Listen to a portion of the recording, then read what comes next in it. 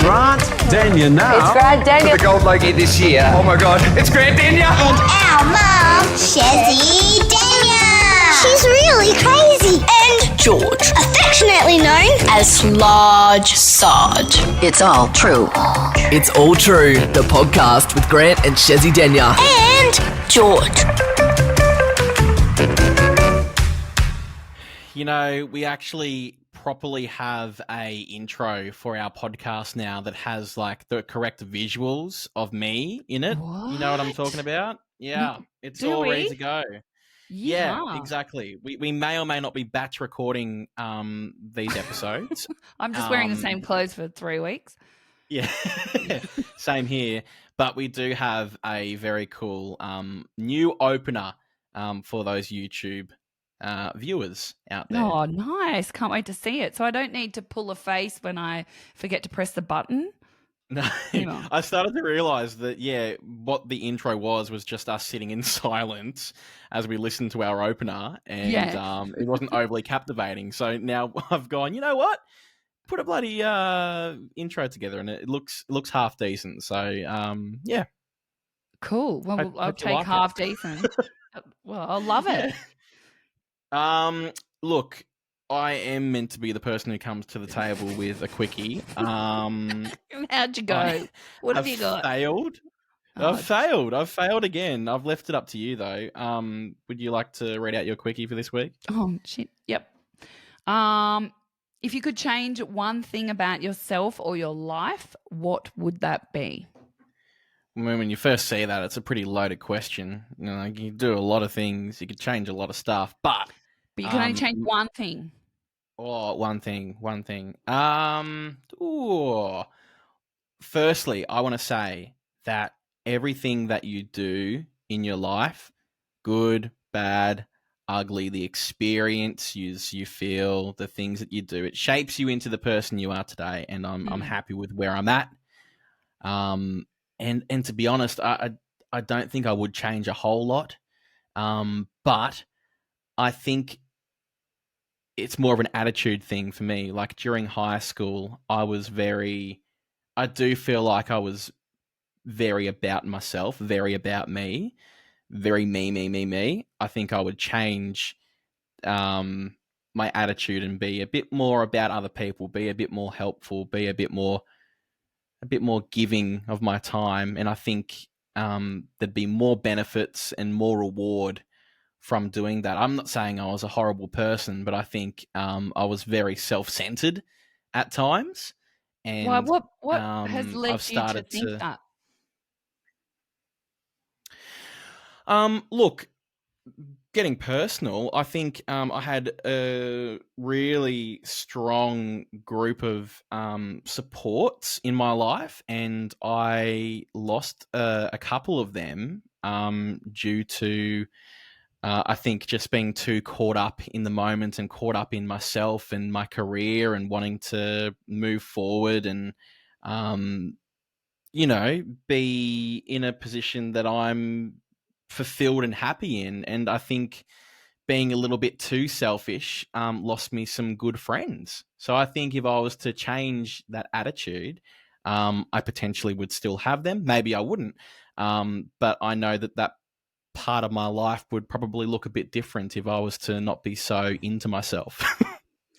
But then imagine if you had those friends, but you didn't have the career that you wanted. Oh, that's very true. I'm good with the hypotheticals. That's a great hypothetical. Because say you change one thing, then it has a ripple effect on lots of other parts of your life. It really does. It certainly does. So I think I stand by what I first of all said, though, that I probably wouldn't change anything. But for the purpose of this question, this quickie, this podcast, I'd change my attitude and be more giving and less self-centered. It's so weird that you say that, but about yourself, because that is not how I would describe you at all. But anyway. I guess we all look at ourselves probably a lot more harshly than what more critical people look at us. I think. Yeah. How about you? I would change my ability to retain information. So I How do you change that? I don't know, but for this hypothetical, it'd be really nice if I could. I love learning about medicine and I don't know, science and knowledge is power.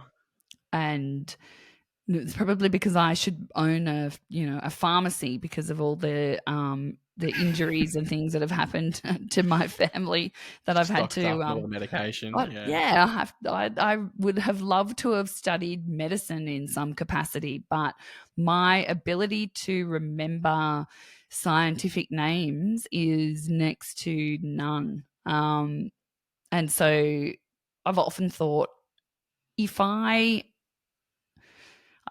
could change one thing about myself, it would be that I retain more information that's not like, a jingle from an ad.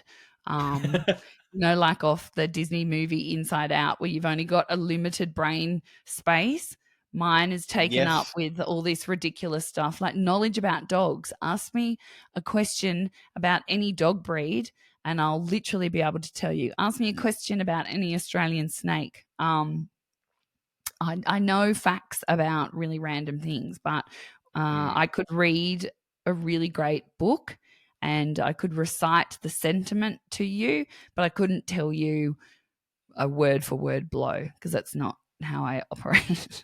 But it would have made school a lot easier. It would have been, way less challenging in mathematics. Like I think I'm with you on that. Being able to, actually get the information and make it stick in your brain rather than going out the other ear would have made high school a breeze, to be honest. Yeah. But then I also think about if I meet somebody 22 years ago and they tell me a story, and often people will just open up and tell me a story, and it's always happened all my life, and they'll often say, I don't know why I'm telling you this, but I'm just telling you. Yes. If I see that person 22 years later, I'll still remember how their story made me feel and how I can imagine they would have felt at that time. So, for instance, I run into people all the time and I say, how's your dad? The last time I saw you, very briefly, you said that he'd gone through cancer treatment, and this happened just the other day. And the woman was like, oh my God, I can't even believe, I don't even know, I hardly even remember telling you. I can't believe that you remember that. So if I could retain all this information from books that I read, or journals or medical documents, then maybe I also wouldn't be able to retain, people's stories and those feelings. So I feel you on that. And I reckon it's probably because, I guess you mentioned the snakes and the, stories about, deep and meaningfuls. And for me, it's musicals and useless information about radio and nerdy sound engineering tech stuff. But it's stuff that you care about and that you feel connected to. And I guess for people like you and I, numbers or school or just any kind of subject, I didn't feel that much care or connection or need for it in my life. I was quite happy just to continue making fake radio shows in my bedroom.